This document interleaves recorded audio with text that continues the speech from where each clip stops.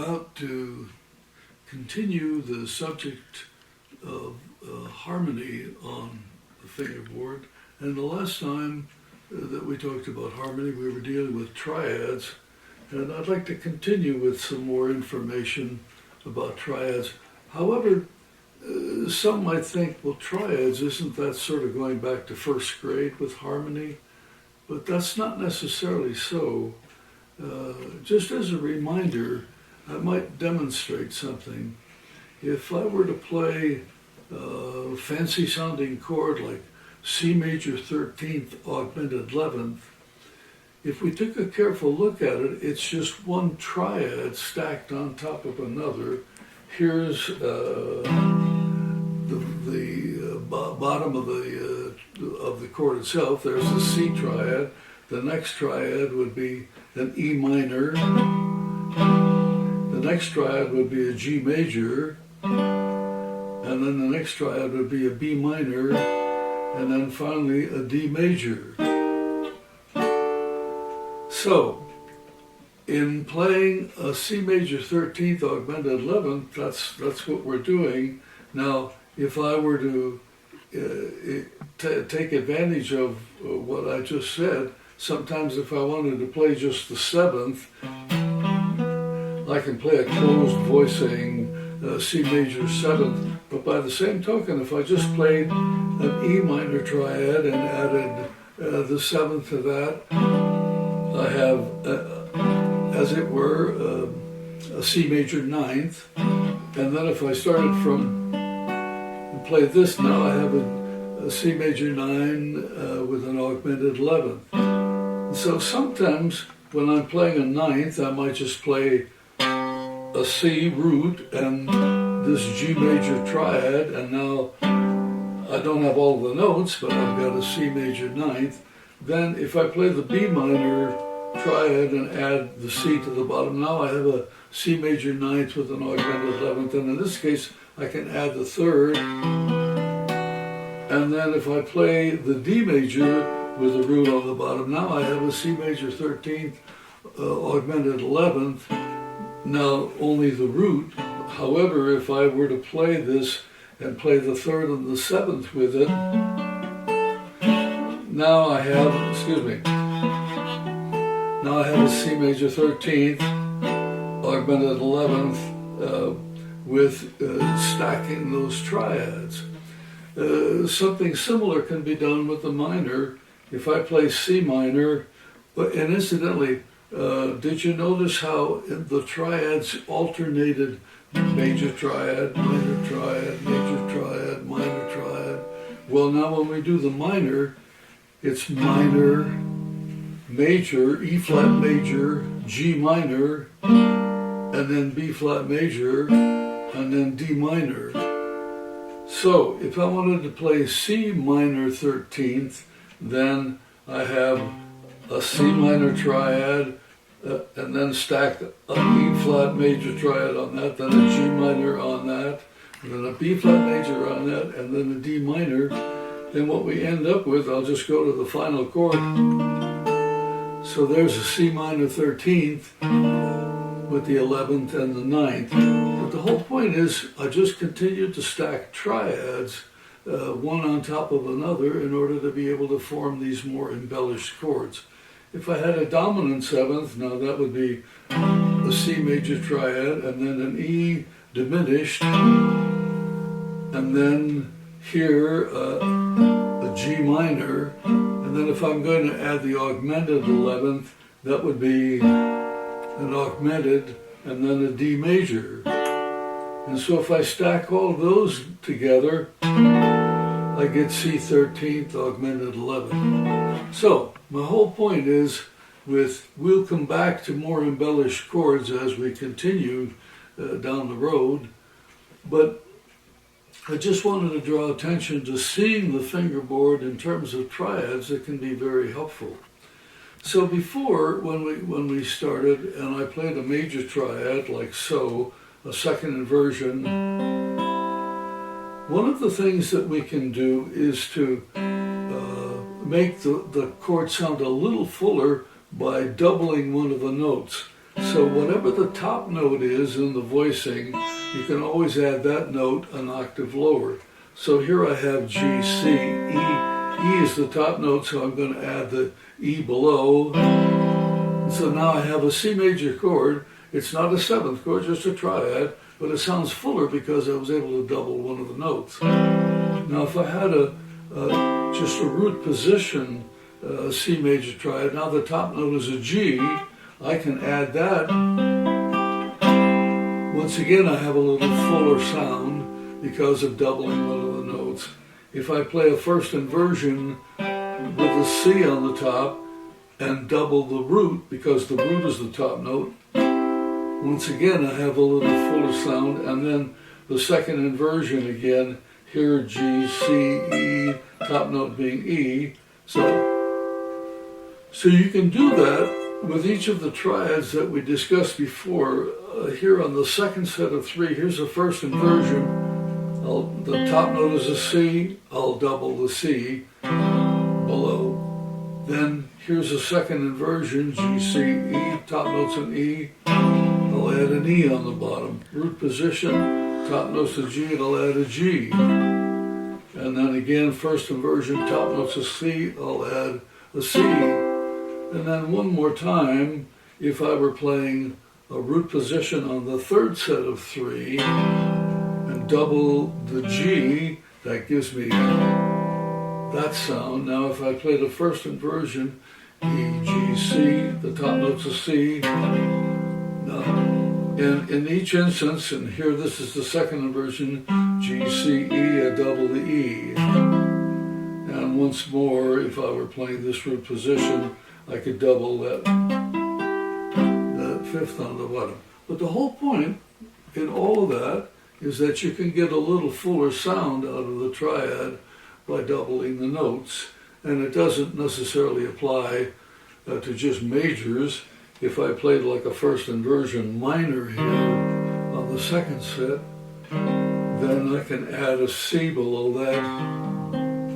And then here, if I had a second inversion C minor, I could add an E flat below that, or a root position C minor, add a fifth below that, and then a first inversion, I could add a C below that. And maybe if I run the next set, or the same set if I had with regard to a diminished, then the top note is an E flat, I can double that, and here's a root position, I can double that. Here's a first inversion, I can double that, and so on. Then even with the augmented, if I were playing, say, on the fourth set of three, here, well, I'm sorry, on the third set of three, then I add the note below, that would be a G sharp, and then when I play a first inversion, C augmented, and add the C on the bottom, and then likewise here. Of course, we know that the symmetry of augmented chords allows us to play the same voicing. But, so the whole point of this is that sometimes by just doubling a note, why you have a little fuller sound of playing triads, and you might say, well, in some instances, maybe that's what you need to be playing. It's just a plain, maybe not a minor seventh or a sixth or a minor major seventh, just a plain minor chord or a plain major chord. So it's nice to be able to get a full sound at anywhere on the fingerboard.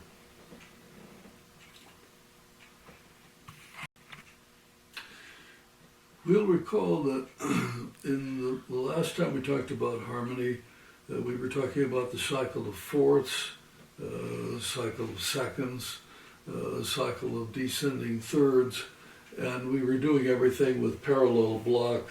You know, if we played like up the C scale, C, D minor, E minor, F, G, A minor, and so on, or if we were doing the cycle of fourths, we might have done everything, you know, with the same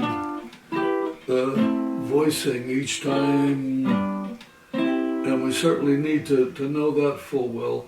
But let's spend a little bit of time now with voice leading.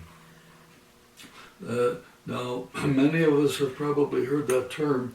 There are a lot of subtleties about voice leading, but two of the main things that we want to achieve with voice leading is to keep the common tones from one chord to the next. And in some cases, if you were writing for an ensemble, maybe they might sustain the note, or if we're playing the guitar as we are here, well, then you might want to repeat the same note that occurs in successive chords. Those other the uncommon tones should try to move to the new notes of the next chord by step as much as possible. So keep common tones, move the others by step. That's what we would try to do. So now again, if we were just playing major chords, I would start here, say, with a C major chord in the first inversion. If I'm going to voice lead, the common tone is the C, which is the root of the chord, and so the other notes moving by step, the E would move up to an F and the G to an A. I have a root position, F major. Now from an F to a B flat, the F is the common tone, the A would move to the B flat and the C to the D, and so now I have a second inversion, B flat. Now the common tone turns out to be, in what I'm doing here, always the root of the chord. So the root of the B flat is B flat, so the other notes moving by step, the F moves to a G and the D to an E flat, and I have a first inversion E flat. And so I'm continuing to do that up the board. Just keep the common tone and move the others by step. Here's A flat, root position, D flat, second inversion, G flat, first inversion, then I'll think about the sharp names here. B, root position, E, second inversion, A, first inversion, D, root position, G, second inversion, and then C, first inversion again. So now, if I don't talk and just play that, it sounds like such.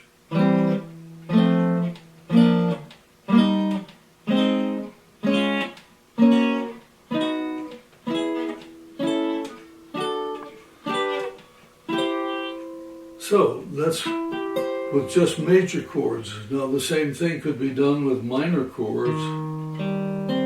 If I played C minor in the first inversion, the common tone once again would be the root. And so now if I keep that and move the E flat to the F and the G to the A flat, I have a root position F minor. Now keeping that F and moving the A flat to the B flat and the C to the D flat, that gives me a second inversion B flat minor. Now B flat's the common tone, so the F moves to a G flat and the D flat to an E flat, and I have a first inversion E flat minor. Common tone is E flat, and so I move the G flat to the A flat and the B flat to the C flat, and I have a root position F minor. And then again, I'm always looking at what the common tone is, so like from A flat minor to D flat minor. So A flat's the common tone, so that gives me a second inversion D flat minor. Now D flat minor to G flat minor or F sharp minor. If you want to think of the D flat as a C sharp, that gives me a first inversion F sharp minor. And then the common tone is an F sharp. This gives me a B minor root position. The common tone is a B, so now that gives me an E minor in the second inversion. Common tone is E, so I move the other notes up by step. That gives me a first inversion A minor. Move keep the A, the common tone, move the others by step. It gives me D minor. D is the common tone. That generates G minor second inversion. G is the common tone. And there I am back at C minor, first inversion. So again, if I'm playing up the board, C minor, F minor, B flat minor, E flat minor, A flat minor, D flat minor, and F sharp minor, B minor, E minor, A minor, D minor, G minor, C minor. So, the voice leading in many instances is thought of as the more smooth way, as it were, of doing things, because with parallel block, you're always moving around. You know, if you play a C and then move down a fifth to an F, you know, then or if you move up a fourth to an F or down a fifth. But in any case, there's quite a bit of movement. But if I have a C major chord and I want the F, it's a lot easier to keep the F and move these two notes up step. And so there I have a second inversion, F. So you might think then about how this might sound, and you're going to have to forgive me because I'll do a little humming as I play the melody, hum the melody to All the Things You Are, and I'm just using triads. So here's do, do, dee, do, da, da, da, dee, da, da, dee, da, da, dee, and then dee, da, dee, da, dee, dee, dee, dee, da, da, dee, da, ba, dee, dee, dee. So, from employing that same type of rule about keeping the common tones, well, I could play the harmony to All Things You Are. I might have played a wrong chord here and there, but anyway, you get the idea that you can voice lead and play even with harmonies. It gives you a very maybe classical or even Baroque sort of a sound, but sometimes that might be desirable. So that means then that if you were to practice voice leading and say go to the cycle of fourths, I might start with that C and then do everything I was talking about before, keep the common tones, which would be C, which leads me to F. But now F is the common tone as I go from F major to B diminished, and that gives me a second inversion, B diminished. And so now B is the common tone, and so as I think about the next chord in the diatonic cycle of fourths, it'll be E minor. So now that's a first inversion, E minor. E is the common tone, and so I play a root position, A minor. A is the common tone, and so that gives me a second inversion, D minor. D is the common tone, and that gives me a first inversion, G, for the 5 chord, and then G is the common tone back to C. So I just played the diatonic cycle of fourths, voice leading. Notice that there's a certain pattern that follows. I started with a third inversion, and a first inversion with the third in the bass. Then the next chord is a root position chord. The next one is going to be a second inversion. After a second inversion, then you're back to a first inversion again. A first inversion is followed by a root position by a second. So you get that sequence. You go first inversion, root position, second inversion. First inversion, root position, second inversion, as your voice lead up the board. And it doesn't matter where you start. If I started with the C with the root, then the F would be here, B diminished here, and then E minor, and then A minor, and so on, D minor, G, C. And so you say, well, my goodness, if this is jazz harmony, would you ever be using those kinds of things? Well, of course, like when I hummed All the Things You Are a few minutes ago, well, that gave you some idea. So a suggestion would be then, in addition to playing diatonic cycles with triads with parallel block, meaning you're always playing the same voicing, like going through the cycle of fourths, either with from one key to another or doing it diatonically. Do it all with root position. Do it all with first inversion. Do it all with second inversion, and so on. Or then, as I was doing, then do those same things where you're doing some voice leading. So, now let's change gears for just a moment and talk about a couple of other, or at least one other sort of triad that we need to take into consideration, and that would be the suspended fourth. Whenever you use a suspension, for the most part, what you're doing is displacing the third, and in this case, replacing it with the fourth. There are also suspended seconds, where you would displace the third and replace it with the second. But let's start with just thinking about taking a triad and replacing the third with the sus4. So if I were playing, say, a C chord in the root position and then played that sus4, I'd have C, F, G. Now if I played the first inversion, E, G, C, and replace that E with an F, it would be such. Then if I play the second inversion and replace the E with the F, it would be... It's interesting that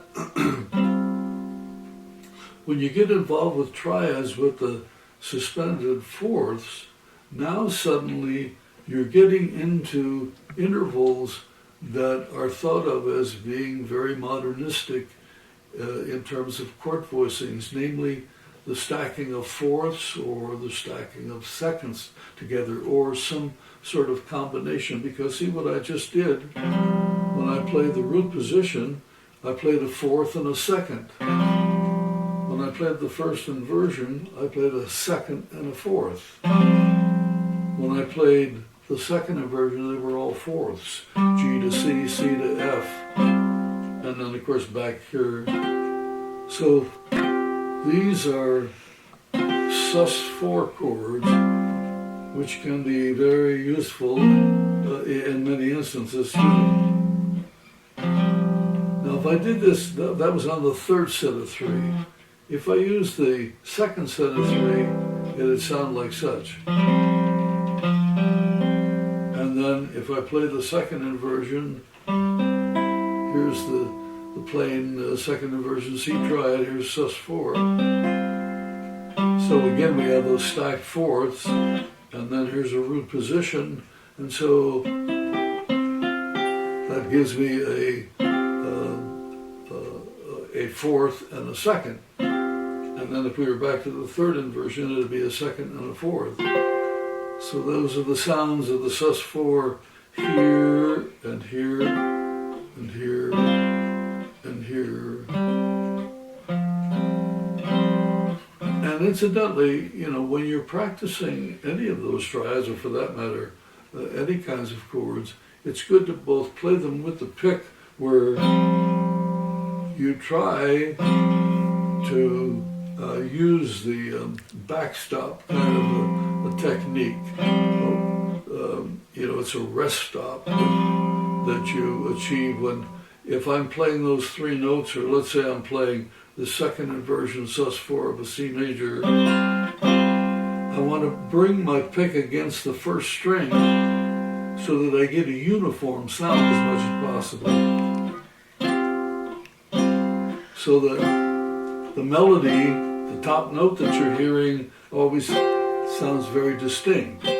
So when I'm playing those kinds of sounds, I can either play with the pick, or I can do what nowadays are called hybrid picking, where I play with, in this case, my pick, middle finger, and ring finger.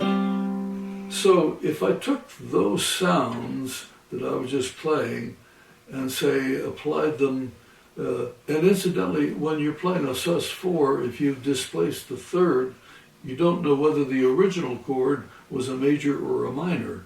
So as I play up the scale with the diatonic cycle of seconds, I play C sus4, D sus4, E sus4, and then F sus augmented fourth, so that I can maintain the diatonic quality, because I don't want to play the B flat because it's not in the key of C. Then G sus, then A sus, and then even here with the diminished and C. So if I play that back down, you can still hear the C scale, but it sounds a little bit different than when we played just the plain triads here. And you say, well, when would you use that? Well, there could be any number of places where we might be able to put that to use, but that might be some material for the next lesson.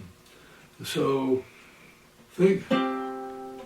just do a little practicing, both through go through the diatonic cycle fourths with, if you're saying, not necessarily not the diatonic cycle, but just the cycle of fourths, C, F, B flat, E flat, and so on.